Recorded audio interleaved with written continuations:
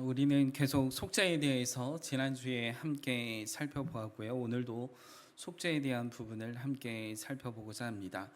속죄의 사전적 의미는 죄의 값을 대신 치름으로써 죄를 없애는 것이라는 뜻을 가지고 있는 것이 속죄의 사전적 의미입니다.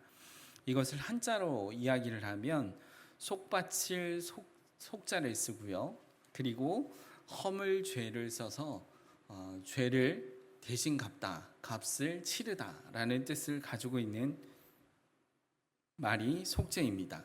그런데 성경에서 말하는 속죄는 하나님을 스스로 반역하여 존재적 죄인 되었던 우리가 마땅히 받아야 할 하나님의 심판을 독생자 그 아들 예수 그리스도를 우리 대신 십자가에 매달아 하나님의 저주와 심판과 진노를 받음으로 죽으심으로 우리가 받아야 할 죄의 값을 대신 갚아주시는 것을 속죄라고 성경에서는 말하고 있습니다. 한마디로 마땅히 받아야 할 우리의 하나님의 심판을 우리 대신 예수 그리스도께서 대신 받으신 것을 속죄라고 하는 것입니다. 하나님은 이러한 속죄가 꼭 필요했던 것이냐? 지난주 우리는 속죄의 필요성에 대한 부분에 대해서 살펴보았습니다. 자유주의 신학자들은 하나님은 속죄 없이 죄를 그냥 용서해 버리실 수 없으셨나요? 라고 이렇게 질문을 합니다. 또는 그냥 죄 없다 치고 용서해 주시면서 넘어가시면 안 됩니까? 라고 이렇게 이야기합니다. 그런데 여러분, 속죄의 필수성에 대한 이런 반문을 대해서 자유주의 신학자들이 이야기를 하지만 속죄의 필수성에 대해서 성경은 이렇게 말합니다. 단호하죠. 아주 뭐라고 얘기를 합니까? 하나님은 죄에 대해서 단호하시다. 스스로 타락하여 죄인된 인간은 하나님의 거룩하신 본성과 절대로 섞일 수가 없다라는 것입니다. 다시 말하면 하나님은 본질상 죄를 보시면 심판하시기 때문에 죄 없다 치고 그냥 넘어가거나 타협할 수 있는 존재가 아니시라는 것입니다. 그러나 하나님은 죄인된 인간을 구원하시기로 작정하셨고 그 구원을 실행하시기 위해서는 반드시 필요했던 것이 바로 속죄입니다. 쉽게 말하면 죄인된 인간을 반드시 심판하시면서 동시에 구원하셔야 하는 것이죠. 그래서 죄 없으신 예수 그리스도를 우리 대신 십자가에 매달아서 하나님의 심판과 저주를 받게 하셨던 것입니다. 그래서 성경 로마서 3장 26절에는요 이렇게 말씀하고 있습니다. 곧 이때에 자기의 의로우심을 나타내사 자기도 의로우시며 또한 예수 믿는 자를 의롭다 하려 하심이라 라고 이렇게 말씀하고 있습니다. 따라서 여러분, 속죄는 반드시 어떻게 하는 것이죠? 필요한 부분인 것이에요. 속죄가 없이는 우리가 의롭다 칭함을 받을 수 없기 때문입니다. 그래서 속죄는 반드시 필요한 부분이고요. 우리를 의롭다 칭하여 주시는 칭의를 위해 자신의 아들을 내어주신 갈보리 십자가의 고통을 견디게 하신 분이 구원과 함께 모든 좋은 것을 주신다라고 약속하셨습니다. 그래서 우리가 지난주에 함께 속죄의 필요성에 대한 부분을 살펴보면서 우리를 의롭다 칭하여 주시고 그 이후에 모든 좋은 것을 우리에게 더하여 주시겠다라고 말씀을 하셨는데 그 모든 좋은 것이 무엇입니까? 칭의, 죄 없다라고 칭하여 주시고 그리고 우리에게 양자, 자녀됨을 말씀하시고 우리를 계속해서 그리스도의 성품으로 성화되어 가게끔 만드시며 우리를 포기치 아니하시고 끝까지 하나님 나라에 이르기까지 우리를 견인하시는 하나님의 은혜와 또 마지막 주님 오시는 그날에 영화로운 그 하나님 나라에 영원히 거하게 되는 영화에 이르기까지 그의 영광이 우리에게 임한다라고 말씀했었죠. 그러므로 우리의 어떤 대적도 우리를 이길 수 없고 어떤 참소도 우리를 넘어뜨릴 수 없으며 하나님의 사랑에서 끊을 수 없는 약속을 하나님은 성경을 통해 말씀하셨습니다. 결국 구원과 동시에 주어지는 하나님의 영광이 그냥 주어지는 것이 아니라 속죄에 달려있다는 사실을 지난주 우리는 살펴보았습니다. 속죄를 통해 하나님의 거룩한 세 가지 성품인 하나님의 사랑, 그리고 하나님의 지혜, 또 하나님의 의로우심이 갈보리 십자가에서 만나고 있음을 우리가 지난주에 함께 살펴보았습니다. 따라서 속죄는 반드시 있어야 하는 필수적인 것임을 우리가 함께 살펴보았습니다. 자, 그렇다면 오늘은요, 고린도후서 5장 21절 말씀을 통해 속죄의 본질에 대해서 좀 더 구체적으로 함께 살펴보도록 하겠습니다. 오늘 본문 말씀인 고린도후서 5장 21절 말씀을 우리 다시 한번 함께 읽도록 하겠습니다. 함께 읽겠습니다. 시작. 하나님이 죄를 알지도 못하신 이를 우리를 대신하여 죄로 삼으신 것은 우리로 하여금 그 안에서 하나님의 의가 되게 하려 하심이라. 아멘. 이 말씀은요, 시작부터 법적 교환이 등장하게 되는 것을 보게 됩니다. 죄를 알지 못하신 그리스도께서 하나님 아버지로 인하여 죄인된 우리 대신 법적으로 죄인이 되시는 것에 대한 부분을 말하고 있다는 것입니다. 쉽게 말하면 죄인과 의인을 서로 뭐 하는 거예요? 교환하는 법적인 교환이 이루어지고 있다는 것이에요. 이러한 법적 교환의 관점에서 본 말씀을 토대로 해서 속죄의 본질에 대해서 몇 가지 우리가 함께 살펴보고자 합니다.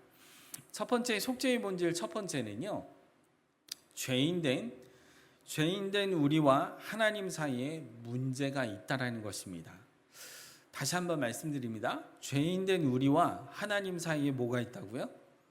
문제가 있다라는 거예요. 성경은 하나님과 인간 사이에 관계가 깨졌다라는 사실을 매우 많이 성경에서 강조하고 있습니다. 이것이 곧 뭐 때문에 그렇습니까? 죄로 인하여서 관계가 깨진 것이죠. 그래서 이사야서 59장 1절에서 2절 말씀에는 이렇게 말씀하고 있어요. 여호와의 손이 짧아서 구원하지 못하심도 아니요 귀가 둔하여 듣지 못하심도 아니라 오직 너희의 죄가 너희의 죄악이 너희와 너희 하나님 사이를 어떻게 했다 그래요? 갈라 놓았다라고 이렇게 말씀하고 있는 것을 보게 됩니다. 그러니까 하나님과 우리 사이에 뭐가 있다라는 거죠? 죄가 있어서 그 죄로 인하여서 하나님과 우리와의 관계에 있어서 깨졌고 그 깨짐 속에서 하나님과 함께할 수 없다라는 것이죠. 우리는 죄로 인한 단절을 그대로 둔 채 편안하게 하나님과 지낼 수 있는 부분들이 아니라는 거예요.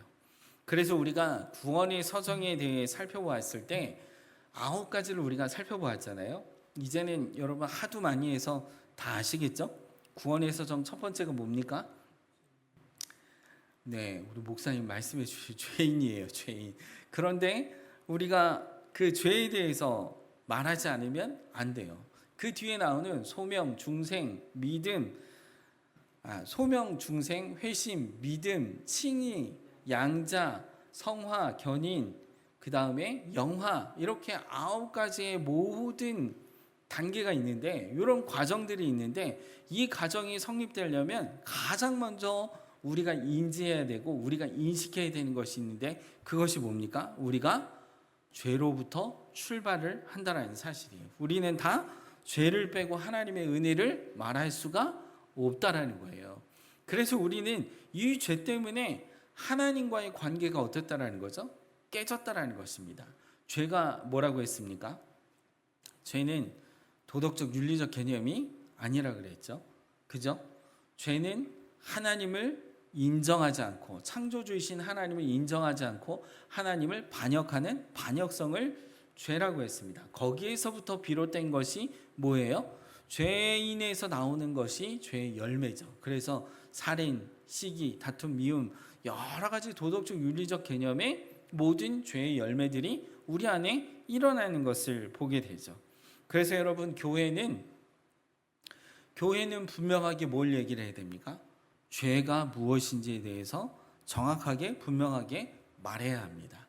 착하게 도덕적 윤리적인 삶을 말하면서 죄의 열매에만 강조하는 것은 옳지 않습니다. 하나님을 반역하고 하나님을 인정하지 않고 자신이 주인이 되어 죄에 대해 주인이 되는 죄에 대해서 교회는 정확하게 뭐 해야 돼요? 말을 해야 되는 것입니다. 교회는 사람들의 귀에 듣기에 좋은 말로 위로하고 감동을 주는 곳이 아닙니다. 분명하게 아주 명확하게 뭐에 대해서 얘기를 해야 돼요? 죄에 대해서 이야기를 해야 하는 것이에요. 물론 하나님의 은혜를 입은 자녀된 우리에게 위로의 말씀도 주십니다. 그러나 우리가 어떤 존재였는지 본질적인 것을 잊어서는 안 된다는 거예요. 우리가 죄인이었고 그 죄에서 예수 그리스도로 말미암아 우리가 하나님의 자녀가 되었다라는 것, 그 은혜를 누릴 수 있는 자가 되었다라는 것에 대해서 분명하고도 명확하게 어떻게 해야 되죠? 교회는 말해야 하는 것입니다. 지난주에 저는 이번 주는 우리 교회에서 제가 말씀을 전했습니다. 지난주에는 제 친구가 목회하는 교회에 가서 말씀을 전했습니다. 말씀을 전했는데 이 친구가 오후 예배 설교했는데 제가 물었어요. 설교를 얼만큼 하면 되냐? 그랬더니 마음껏 하래요. 저는 길게 하라 그러면 너무 좋거든요. 그래서 정말 마음껏 하냐 그랬더니 마음껏 하래요. 우리 교회 성도님들은 준비가 다 돼 있대요.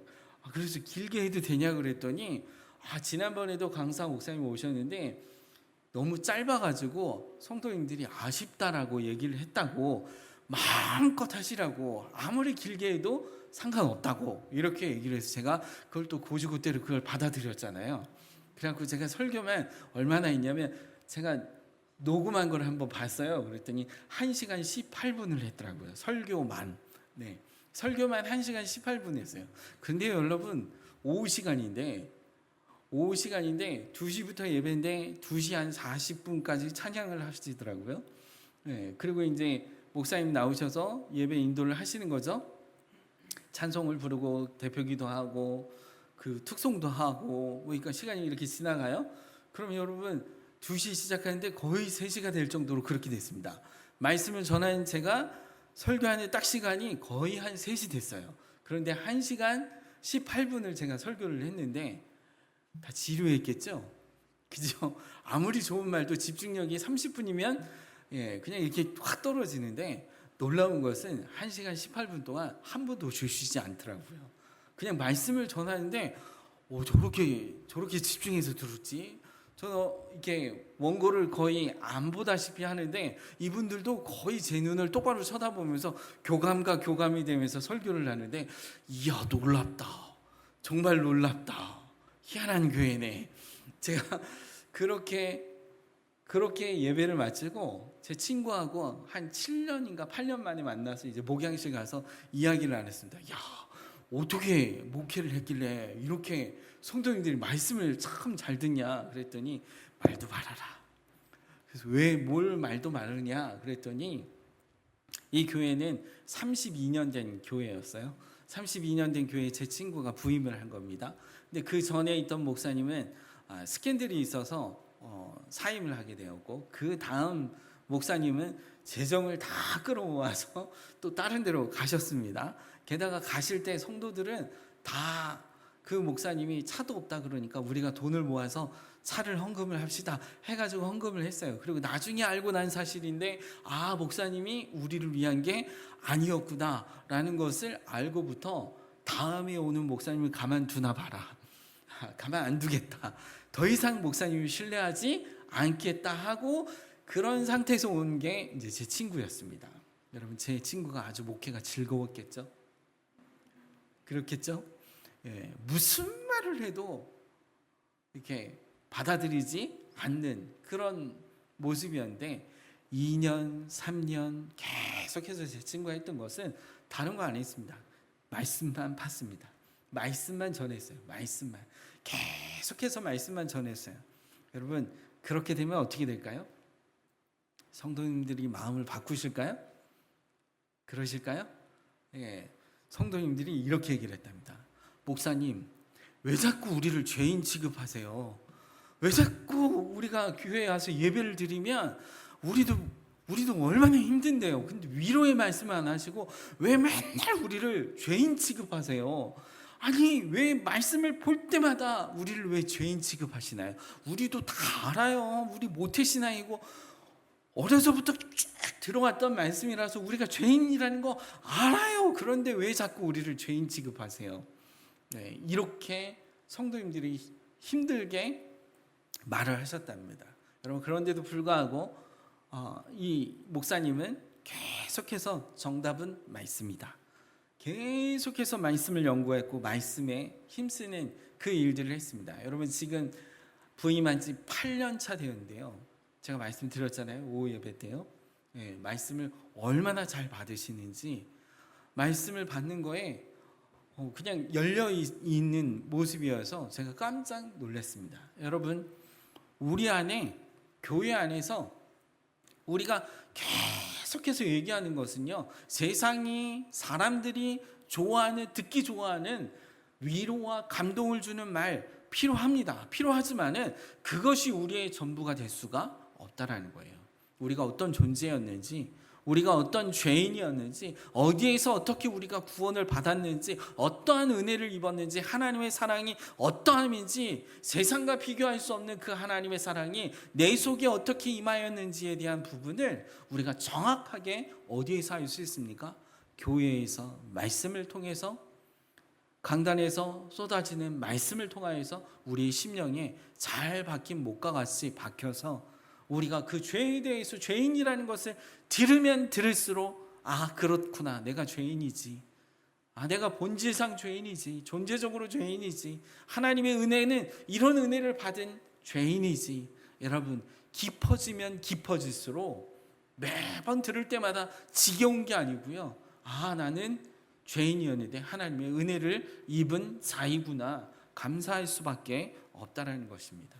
사랑하는 성도 여러분, 교회는 죄에 대해서 분명히 명확하게 다음 세대에게도 말해야 하는 부분입니다. 이것이 본질이기 때문에 그렇습니다. 하나님과의 관계가 깨졌습니다.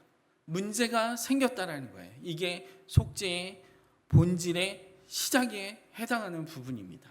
사랑하는 성도 여러분, 속죄의 본질 두 번째는요, 죄인된 우리와 하나님과의 화해가 필요하다라는 거예요. 왜냐하면 죄인된 모습 그대로는 어떻습니까? 심판받게 되어 있다는 것입니다. 그렇기 때문에 우리는 하나님과의, 죄인된 우리와 하나님과의 화해가 반드시 필요하다는 것입니다. 여러분, 화해는 장애물을 부수고 단절된 관계가 회복되는 것을 화해라고 말하는 것입니다. 화해는 하나님 편에서 발생하는 것이지만 실질적으로 우리 편에 적용되어야 하기 때문에 화해는 반드시 꼭 필요한 부분이라는 거예요. 하나님의 아들이신 예수 그리스도는 어떤 목적을 가지고 십자가에서 죽으셨습니까?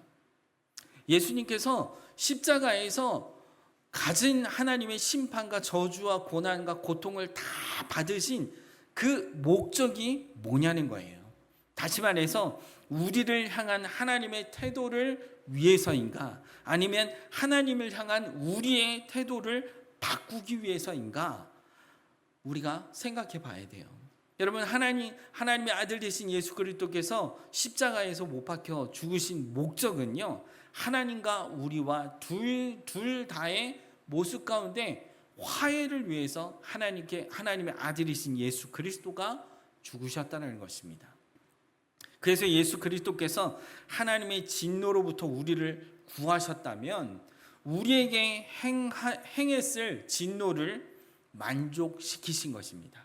다시 말하면 하나님께서 우리에게 반드시 심판하시고 우리의 죄값을 반드시 처벌하시는데, 그 처벌을 예수 그리스도께서 우리를 위해서 하나님의 진노를 우리를 대신해서 십자가에서 다 받으셨다면, 하나님이 우리에게 향하실 그 진노를 다 하나님께서 예수 그리스도를 십자가에 못 박혀 죽으시고 그 진노를 쏟으심으로 말미암아 우리를 향한 진노를 만족해 하셨다라는 것입니다. 사랑하는 성도 여러분, 그래서 로마서 5장 9절에서 11절 말씀에 보면 이렇게 말씀하고 있습니다. 그러면 이제 우리가 그의 피로 말미암아 의롭다 하심을 받았으니 더욱 그로 말미암아 진노하심에서 구원을 받을 것이니 곧 우리가 원수 되었을 때에 그의 아들의 죽으심으로 말미암아 하나님과 화목하게 되었은즉 화목하게 된 자로서는 더욱 그의 살아나심으로 말미암아 무엇을 받았다고요? 구원을 받을 것이니라 라고 말씀하고 있습니다. 그뿐만 아니라 이제 우리로 화목하게 하신 우리 주 예수 그리스도로 말미암아 하나님 안에서 또한 우리가 뭐 한다고요? 즐거워하느니라 라고 말씀하고 있습니다. 사랑하는 성도 여러분 속죄에 대한 개념을 우리가 계속 듣고 있지만 여러분 우리가 예수 그리스도를 믿었을 때 이러한 기쁨이 여러분 안에 넘쳐나셨습니까?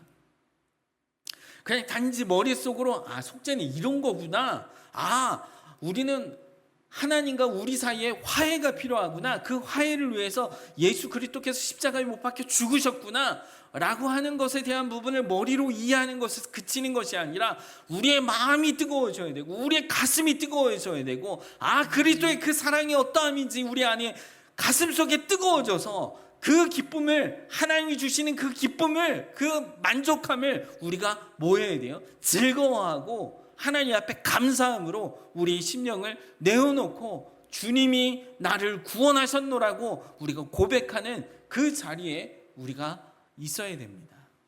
사랑하는 성도 여러분, 교회를 오래도록 출석을 하고 예배를 함께 드리고 우리가 함께 공동체로서 많은 말씀을 들었다고 해도요, 말씀이 머리에만 머무르는 것이 아니라 우리의 가슴 속에 성령 하나님께서 우리에게 은혜를 부어주셔서 이 속죄함이, 예수 그리스도의 속죄함이 어떠한 사랑인지 우리의 마음 가운데 깊이 있게 뜨겁게 우리 안에 작용할 때 그냥 우리의 마음속에서 주님 감사합니다라고 고백할 수밖에 없는 것입니다. 그냥 인위적으로 우리가 무엇인가를 2단계를 거치고 그 다음 단계를 거치고 그 다음 단계를 거치면 그냥 생겨나는 것이 아니라 여러분 우리 안에 갈급함이 있어야 됩니다. 말씀을 들으면 들을수록 그 말씀 앞에, 주님 앞에 나아가고자 하는 그 갈급함 속에 주의 성령께서 우리 마음 가운데 오늘 마지막 11절 말씀에 있는 것처럼 하나님 안에서 또한 즐거워하느니라, 예수 그리스도로 말미암아 하나님 안에서 우리가 즐거움이 무엇인지 그냥 맛보아 아는 것입니다. 사랑하는 성도 여러분, 우리는 하나님 안에서 이 즐거움이 무엇인지 그냥 이해하는 차원이 아닌 것입니다. 제가 청년부를 담당할 때 한 청년이 청년부 회장이었는데 이 청년 회장이 굉장히 성격이 쾌활합니다. 너무 쾌활하고 뭐든지 열심히고 그랬습니다. 근데 저는 청년부 담당할 때 이제 저녁 식사를 하고 그냥 예배당에 와서, 아무도 없는 예배당에 와서 항상 기도를 했는데 어느 날 예배당에 갔는데 한 청년이 거기에 앉아서 그냥 기도하고 있는 거예요. 그래서 가만히 봤더니 그 청년 회장이었습니다. 저 청년이 직장 갔다 와서도 피곤할 텐데 주님 앞에 나와서 참 기도하는구나, 저 신앙의 모습이 참 아름답구나, 이렇게 생각을 했습니다. 그런데 여러분, 나중에 알고 본 사실인데요, 이 청년이 하나님 앞에 감사하면서 기뻐해서 나와서 기도하는 것이 아니라 그냥 갔다 오면은, 직장에 갔다 와서 문을 열고 그러면 문 앞에 귀신이 있다는 겁니다. 너무 소스라치기 너무 힘드니까, 그냥 무서우니까 그걸 어떻게 할 수가 없어가지고, 그래서 갈 데가 없으니까 예배당에 와서 뭐 한다는 거예요? 기도한다는 거예요. 살려달라고요. 그게 계속해서 반복이 되는 겁니다. 그래서 그 청년을 만나서 나중에 이야기를 나누면서 함께 나눔을 가질 때 여러분, 계속해서 제가 얘기했던 부분이 있습니다. 예수 그리스도 안에 있으면 그 예수 그리스도와 함께 동행하는 삶을 살 때에는 사단이 우리를 장악하지 못한다. 그런 사단의 모습이 보일지라도 예수 그리스도 이름으로 말미암아 주님과 함께 동행하는 삶을 산다면 이 모든 것에 있어서 자유함과 기쁨과 즐거움이 우리 안에 있게 될 것을 믿노라고 말씀을 피면서 함께 나누었던 것이 생각이 납니다. 여러분, 우리 편에서 어떠한 노력을 할 때 하나님의 태도가 바뀌는 것이 아니며 이미 하나님께서 예수 그리스도를 통해서 이루신 화해를 우리는 뭐 하는 거예요? 누리는 거예요. 누리는 것입니다. 그냥 내 편에서 뭔가를 애쓰고 힘써서 뭔가를 해가지고 어느 단계에 이르러야지만이 누리는 것이 아니라 이미 2000년 전에 우리 구주 예수 그리스도께서 우리의 죄값을 치르시고 십자가에서 치르시고 그 모든 것을 감당하셨기 때문에 우리는 예수 그리스도를 통하여서 하나님과의 관계가 단절되었고 깨졌던 그 관계가 화해를 이루었고 용서를 이루었고 그로 인하여서 우리는 하나님과의 관계 속에서 더 이상 두려움이나 염려나 사단에게 속박되어 있는 사단에게 잡혀 있는 삶이 아니라 예수 그리스도 안에서 즐거워하고 기뻐하고 누리는 삶을 살게 되는 줄로 믿습니다. 사랑하는 성도 여러분, 오늘 말씀 로마서 말씀에 있는 것처럼 우리는 그리스도 안에 있을 때 즐거워할 수 있습니다. 그리스도 안에 있을 때 기뻐할 수 있는 것입니다. 세 번째, 속죄의 본질 세 번째는요, 하나님께 화해가 가능하다는 것입니다. 여러분, 화해가 필요하다는 것을 우리가 방금 두 번째에서 함께 나누었습니다. 그런데 그 화해가 가능하다는 거예요. 하나님께 화해가 가능하다는 것입니다. 하나님과 사람 사이의 단절을 생각할 때 화해가 없이는 우리에게 소망이 없어요. 만약 예수 그리스도를 통하여서 하나님과의 화해가 없다면 우리는 싹 다 심판받아 지옥에 갈 수밖에 없는, 심판받을 수밖에 없는 존재로서 우리 안에 전혀 어떠한 것에 한 가닥의 희망이나 소망이 없는 존재입니다. 그런데 우리에게 소망이 있는 것은 우리의 악함의 어두움과 죄, 그리고 그분에 대한 반역에도 불구하고 하나님의 사랑의 빛이 여전히 하나님은 불타고 계시다라는 거예요. 오늘 우리가 호세아서를 함께 말씀을 묵상했습니다. 그 고멜이라고 하는 여성이 계속해서 어떻게 했습니까? 다른 남자를 만나게 되고 계속해서 다른 아이를 낳게 되는데 그럼에도 불구하고 호세아를 통해서 하나님 말씀하시는 것이 무엇입니까? 그를 사랑하라는 거예요. 여러분, 우리의 모습과 너무나 동일합니다. 나는 온전한 것 같고, 나는 의로운 것 같고, 나는 뭔가를 할 수 있는 것 같고, 나는 하나님 앞에서 이쁜 짓 한 것 같지만 아니라는 거예요. 우리 존재 자체가 어떻습니까? 하나님 앞에서 이쁜 짓을 할 존재가 아니라는 거예요. 아무것도 할 수 없는 존재적 죄인에 불과합니다. 그럼에도 불구하고 그 죄악과 어두움 가운데 악 가운데 있는 우리를 하나님은 긍휼히 여기시사 우리를 사랑하시고자 하는 그 하나님의 사랑이 아직도 하나님은 여전히 불타셔서 우리를 계속해서 하나님이 내가 너를 사랑한다라고 우리를 초청하시고 부르시는 줄로 믿습니다. 그래서 여러분, 복음은 무엇입니까? 복복자의 소리 음자 기쁜 소식이에요. 기쁜 소식입니다. 지금도요, 어찌 보면 하나님께서 지금도 예수 그리스도가 다시 오심으로 말미암아 이 세상을 완전히 끝내는 심판을 하실 수 있습니다. 그럼에도 불구하고 우리는 그때를 알지 못하죠. 왜 그럴까요? 아까 목사님이 예배 전에 예배할 때 기도를 하셨습니다. 온 이 땅의 교회들과 열방의 교회들을 통하여서 이 복음이 증거되게 해달라고요. 여러분, 주님은 아직도 하나님은 알지 못하고 하나님의 자녀가 아닌 자들을 향하여서 그들을 향한 불타는 하나님의 사랑이 지금도 여전히 하나님은 계시다라는 거예요. 그래서 하나님은 지금도 이 복음을 증거하기 위해서 수많은 자들을, 이미 그 사랑을 입은 자들을 불러서 그들을 사용하셔서 그 하나님의 사랑을 어떻게 하시기를 원하시는 거죠? 나타내기를 원하시는 거예요. 하나님은 우리와 새로운 관계로 들어가기 위해 자신을 준비해 놓으셨습니다. 그리고 우리를 기꺼이 받으시며 그의 가족 중 한 자리에 우리의 있게 하여 주셨습니다. 하나님께서 그 아들 예수 그리스도를 보내심으로 말미암아 우리를 하나님의 자녀라고 하는 그 자리에 들어가게끔 우리를 준비하셨다는 거예요. 그리고 우리를 기꺼이 받아주시면서 그의 가족 중 한 자리로 우리를 인도해 주셨다는 거예요. 그래서 여러분, 로마서 5장 18절에서 19절 말씀에 보면 이렇게 말하고 있습니다. 그런즉 한 범죄로 많은 사람이 정죄에 이른 것 같이 한 의로운 행위로 말미암아 많은 사람이 어떻게 한다고요? 의롭다 하심을 받아 생명에 이르렀다고요. 한 사람이 순종하지 아니함으로 많은 사람이 죄인 된 것 같이 한 사람이 순종하심으로 많은 사람이 의인이 되리라. 예, 무슨 말입니까? 하나님께서 그 아들 예수 그리스도를 속죄의 대속물로 내어 주심으로 말미암아 하나님이 순종하게끔 만드심으로 말미암아 우리를 구원하시겠다라고 하는 그 하나님의 사랑이 분명하게 드러나 있는 것을 보게 됩니다. 우리는 어떠한 죄의 열매 때문에 때로는 낙심과 좌절의 동굴 안에 들어가서 계속해서 틀어박혀서 나오지 않을 때가 있습니다.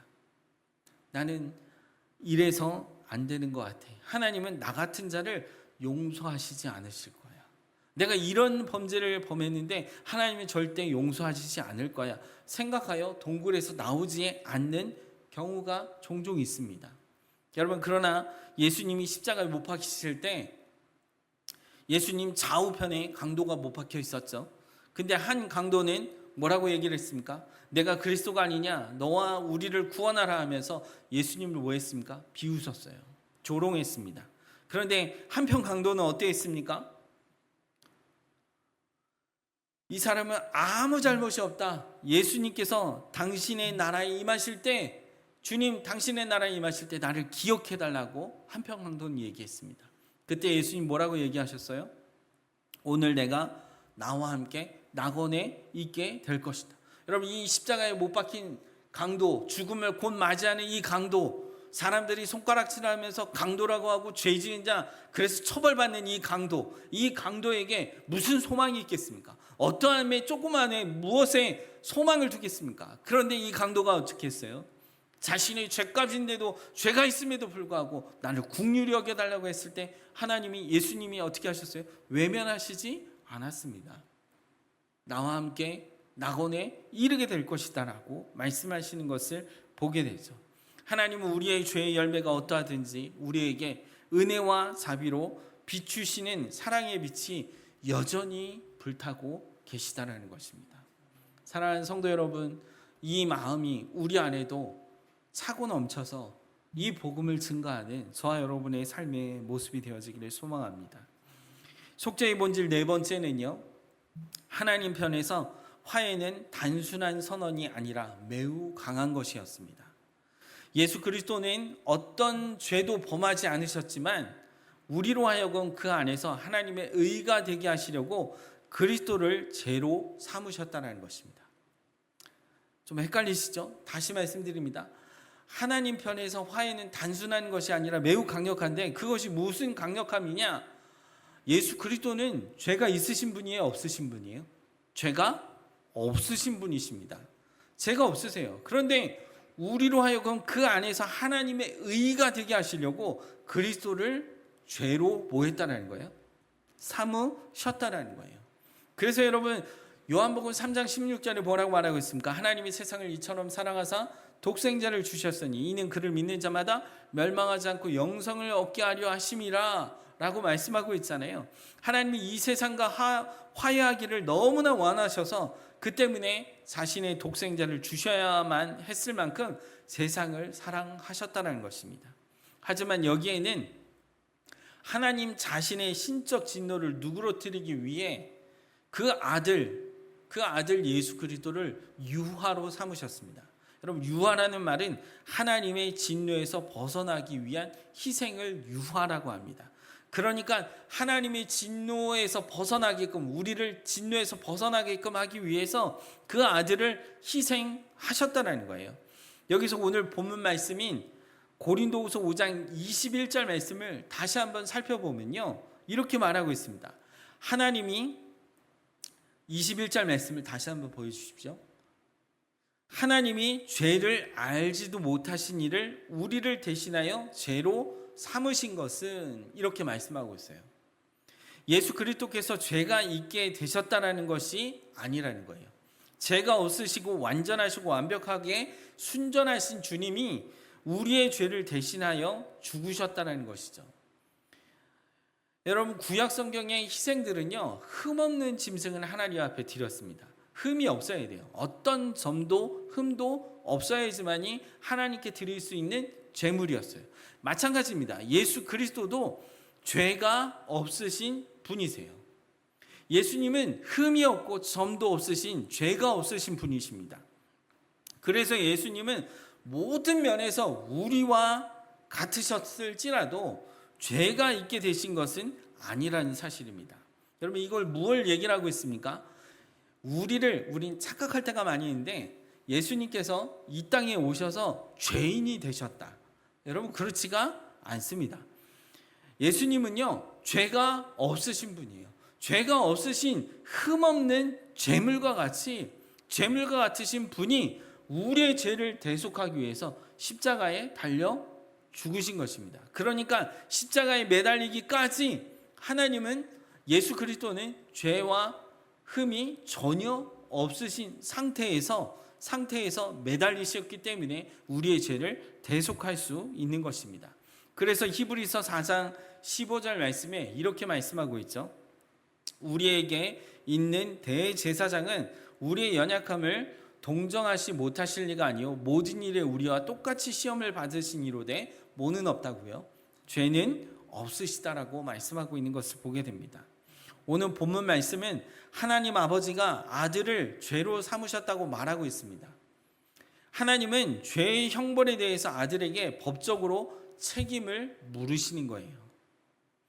하나님은 자신의 아들을 어두움에 그리고 자신의 존재로부터 멀어진 곳에 두시고 흠없는 하나님의 어린 양이 세상의 죄에 대한 책임을 지시는 것을 속죄라고 말하는 것입니다. 그래서 성부 하나님께서 그 아들의 거룩함과 완전하심을 벗겨내고 그에게 우리의 거룩하지 않음과 불완전함의 누더기 같은 옷을 우리를 대신해서 예수 그리스도께 뭐 하신 거예요? 입히신 것입니다. 예수님은 우리를 대신해 비난당하고 정죄받은 자의 자리에 서신 것입니다. 저와 여러분의 죄를 하나님은 독생자의 죄로 삼으신 것이고, 또한 예수 그리스도는 점 없으신 하나님의 아들이시며 태초부터 천사들이 끊임없이 예수님에 대해서 뭐라고 말하고 있습니까? 거룩하다, 거룩하다, 거룩하다. 그렇게 노래하는 그 예수 그리스도를 십자가에 매달아 놓으시고 저주와 창피와 수치와 자기 비임을 하도록 그렇게 하나님이 매달아 놓으셨는데 예수님께서 그거에 뭐 하신 거죠? 동의하신 것입니다. 죄 없으신 분이요. 여러분, 속죄의 본질은 예수 그리스도께서 단순히 그냥 우리의 죄를 대속하신 것이 아니라 죄 없으신 예수님께서 우리의 죄와 허물과 그 모든 것을 다 고스란히 입으신 것을 말하고 있습니다. 마지막으로 속죄의 본질 5번째는요, 예수 그리스도를 통해 단절되었던 관계가 용서와 화해와 회복이 현실화되었다는 것입니다. 그냥 이론적인 것이 아니라는 거죠. 죄인된 우리의 자리를 예수 그리스도께서 차지하신 것입니다. 여러분, 다시 말씀드립니다. 죄인된 우리의 모습 가운데, 우리의 자리 가운데 누가 오신 거예요? 예수 그리스도께서 우리의 자리를 차지하신 거예요.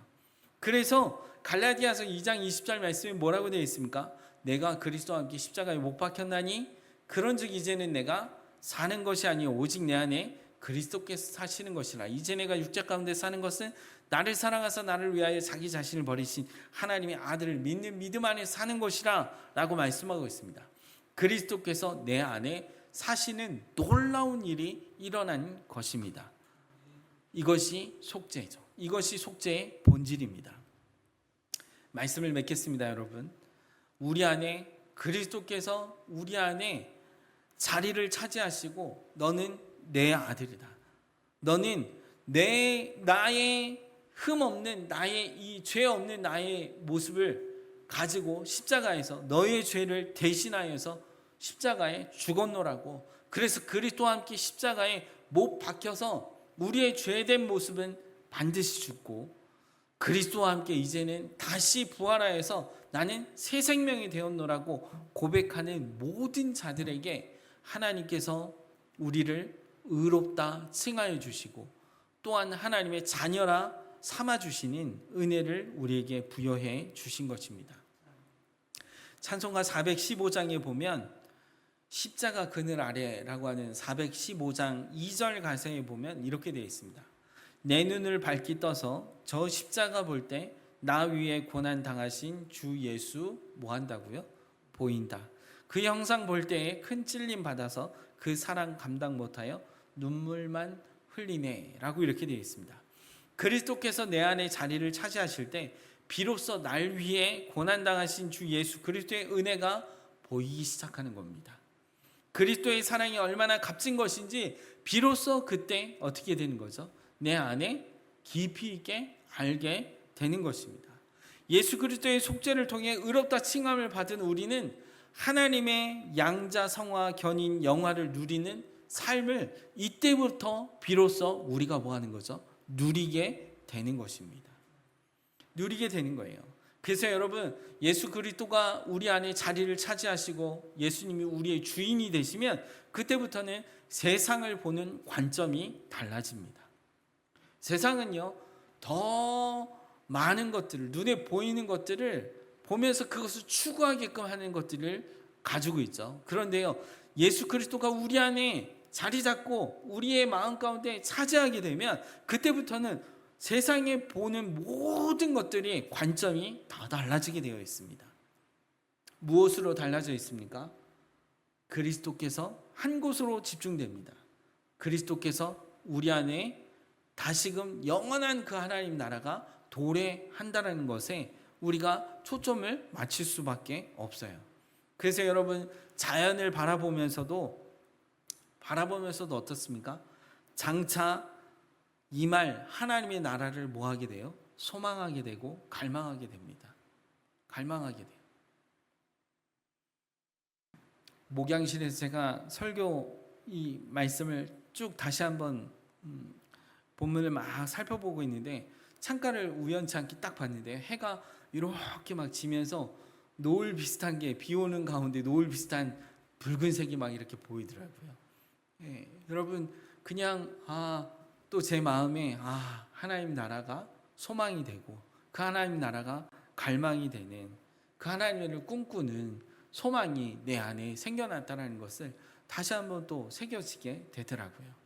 사랑하는 성도 여러분, 우리 안에 이 속죄의 본질을 생각할 때마다 예수 그리스도의 그 속죄를 통하여서 우리 안에 주님의 나라를 소망하게 되었고 그 나라를 갈망하면서 주와 함께 동행하며 주의 나라를 꿈꾸며 주님이 이루신 그 모든 것을 하나하나 이루어 가시는 성화와 견인과 영화의 모든 것들을 누리며 나아가는 저와 여러분의 삶이 되어지기를 예수 그리스도의 이름으로 축원합니다.